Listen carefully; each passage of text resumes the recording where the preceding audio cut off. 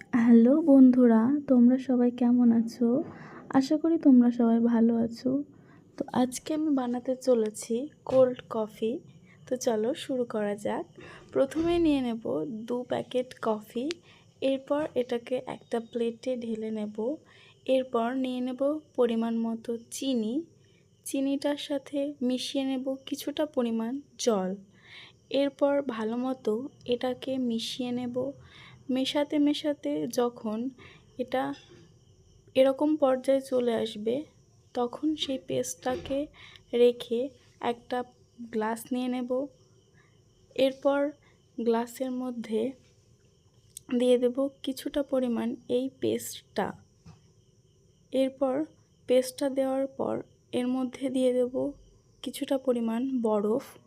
বরফটা তোমরা তোমাদের নিজেদের ইচ্ছা মতো নিতে পারো। এরপর এই বরফের মধ্যে দিয়ে দেব কিছুটা পরিমাণ দুধ। তারপর এর উপর দিয়ে দেব আরেকটু কফি পেস্টটা। এরপর ডেকোরেশনের জন্য আমি একটু দিয়ে দিলাম কফি পাউডার। এরপর তৈরি আমাদের কোল্ড কফি। গরমের দিনে খুবই ভালো লাগবে খেতে। অবশ্যই তোমরা সবাই বাড়িতে এটাকে ট্রাই করবে, অবশ্যই ভালো লাগবে এটা।